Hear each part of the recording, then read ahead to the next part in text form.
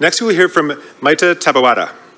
Maite is Distinguished SFU Professor in the Department of Linguistics and Director of the Discourse Processing Lab at Simon Fraser University. Professor Taboada's research combines insights from discourse analysis and computational linguistics to investigate and confront pressing societal issues.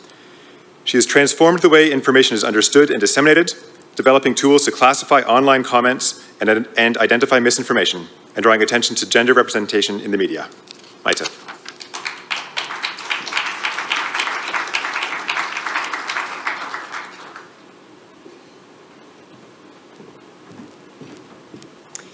Thank you. Thank you to the organizers for the opportunity to be here and to talk about gender representation. Big button. I'm going to start with a question. If I ask you, what is the picture of gender representation in Canadian media? Who are the sources in the media? And by sources, I mean the people quoted, the people who see their voices reflected. The question is whether this is the picture, 50-50 balance between men and women. And I want to start by acknowledging that this implies a binary that I know is far from the true representation, and it's something that we're thinking about. But this is a genuine question, if I can see faces. Do you think this is the picture? No, good, good, right answer. I see lots of shakes. That was the question that we wanted to ask, and to answer that question, we needed to go and actually measure and check who was being quoted in media. And when I say we, I mean a large team effort that led to two dashboards, the Gender Gap Tracker and the Radar de Parité for English and French language media in Canada. And this was a partnership between my institution, Simon Fraser University, and Informed Opinions. Informed Opinions is a nonprofit based in Ottawa that has as goals to encourage news organizations to represent the true diversity of the population and to encourage experts to engage with the media, particularly women experts. So since you're all experts, I encourage you to have your voices represented in the media. So we created this tool to collect and analyze news articles from different media outlets. We launched 4 years ago. We started collecting data October 1st, 2018. And this is what we show every day. It gets refreshed every day. You see the sort of what we considered mainstream media that are available across the country in English, CBC, CTV, Global, and so on.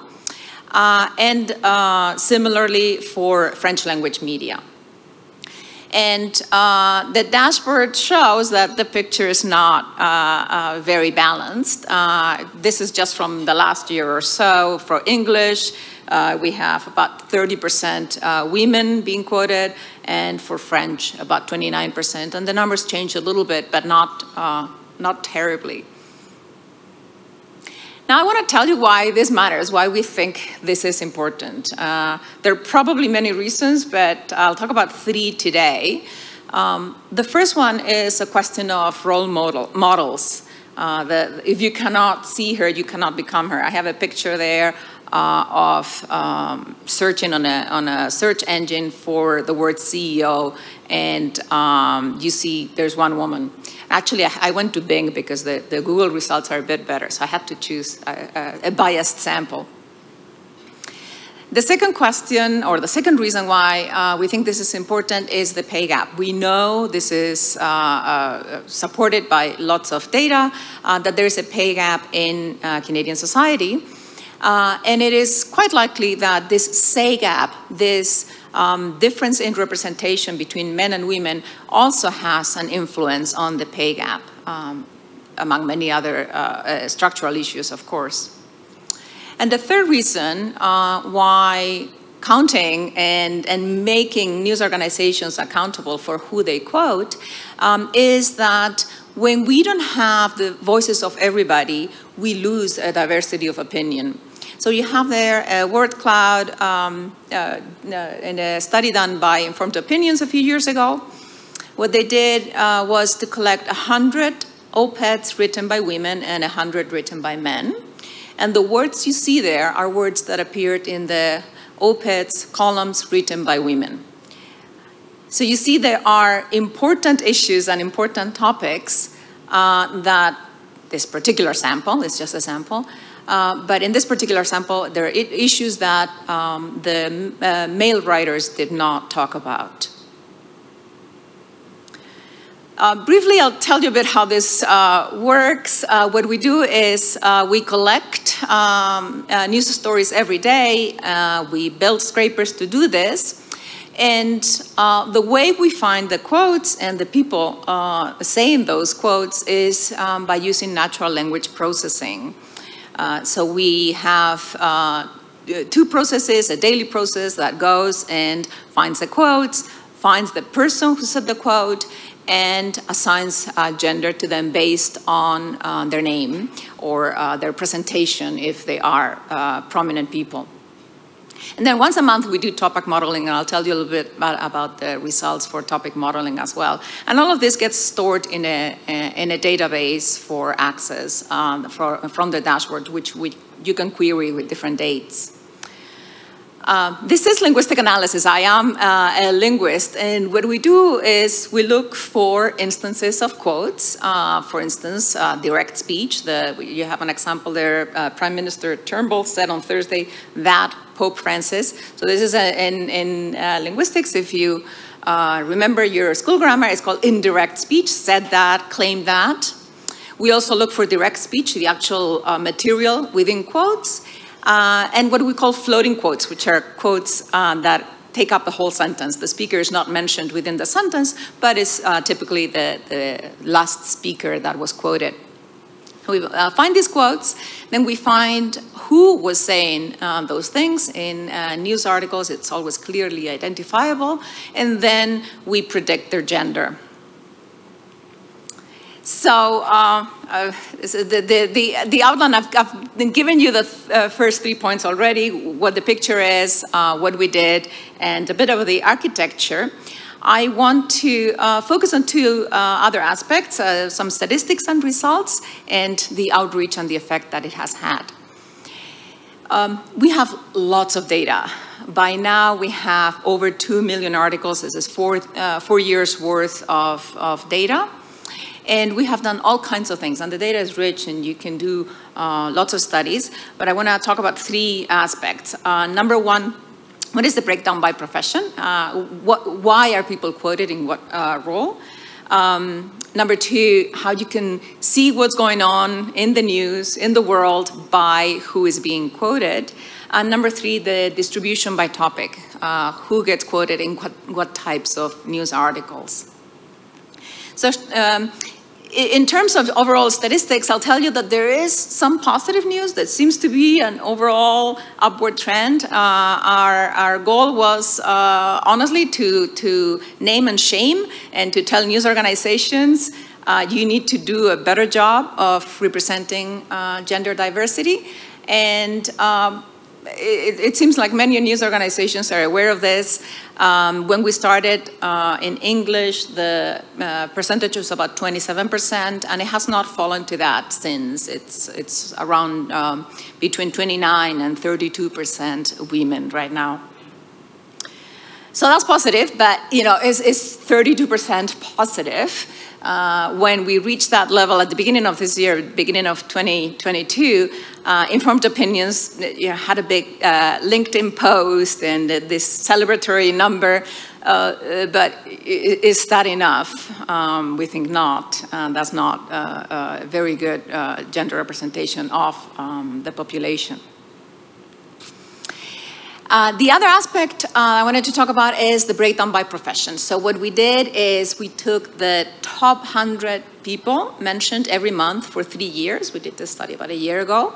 So this is 36 months, top 100 people. And we sorted their names, and then manually we labeled each one of them by looking at the news, using our own knowledge. Why is this person being quoted? What is their role?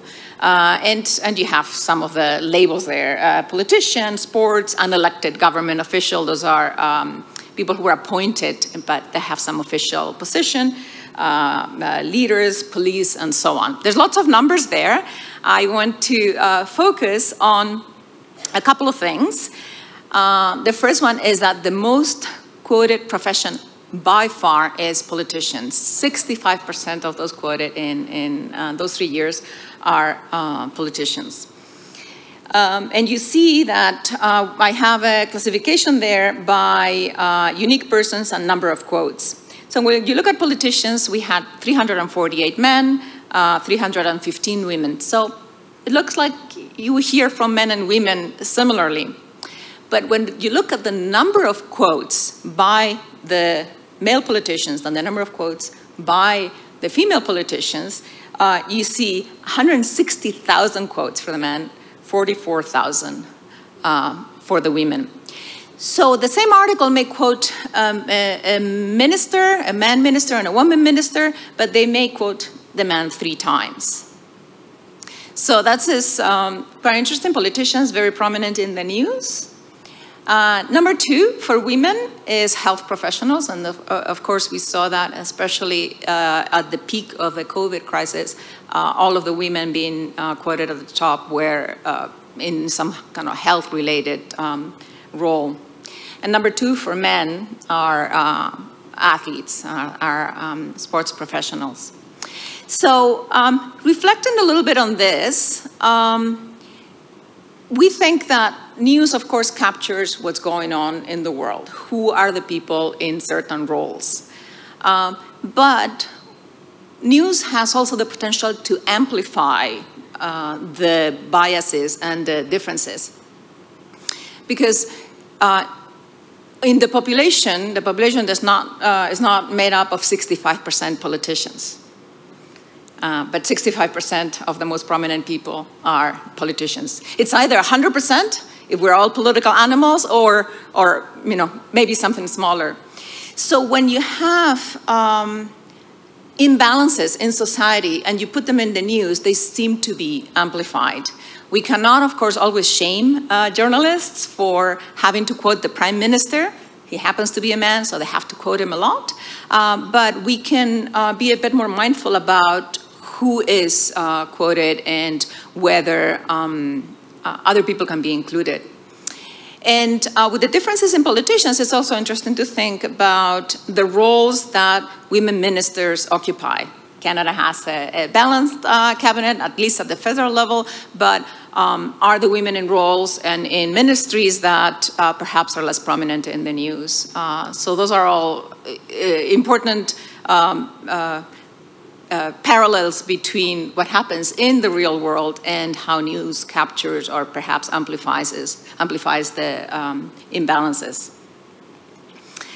The other interesting thing that we can see in who's quoted is how it really captures what's going on in the world and what's going on in the news.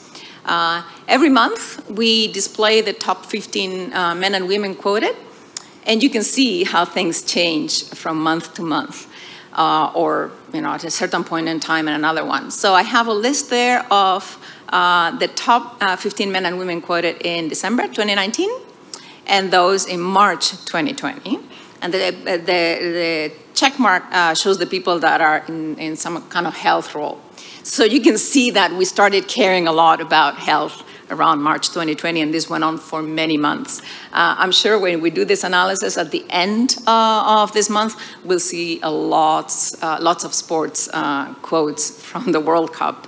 And we see that with different events that the top people reflect what's going on.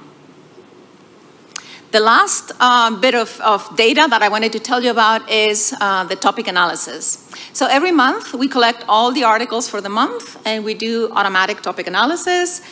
We sort them into 15 topics, and then we label them manually into what are sort of the sections of the paper: art and entertainment, lifestyle, politics, finance, business.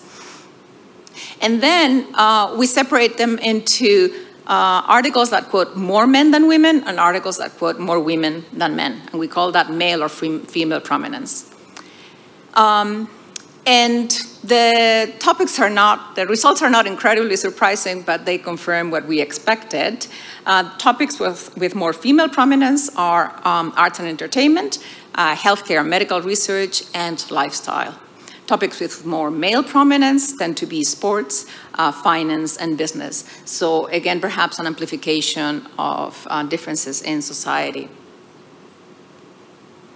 We have done a lot of outreach about this. We've talked to news organizations and many different people about what can be done about these differences. We had a very fancy launch with Marianne Monsef, the then Minister of Women and Gender Equality, and we've published a lot of op-eds, Sherry Graydon from Informed Opinions, and people from my team. We talked about how more women were being quoted during the COVID crisis and why. Sometimes it was because they were in prominent positions as health officials, sometimes because they were more affected by some of the measures, including homeschooling. I've gone on TV, lots of things. What are the results of this outreach? So we have discussions with news organizations to use the gender gap tracker and the Radar de Parité in-house so that they can do internal analysis before an article is published and then decide whether the balance of sources is something that they're satisfied with. What we have found is that this has also led to increased awareness of the importance of representation, diversity in gender, but also other forms of diversity. And the question is, will this upward trend continue? Where is the top when, as I said, the news is perhaps a representation of what goes on in society? I want to say that this is, of course, very much teamwork of a large team of students, postdocs, research associates at my lab and at my university, with the partnership of Simon Fraser University, who has provided a lot of computing support and hosts the database, and in partnership with Informed Opinions. If you're interested, all the code, we want to make this an open project, so all the code for analyzing data is available online. The data itself is available upon request, and the actual dashboards where you can go and query and find all the results are also available. Thank you.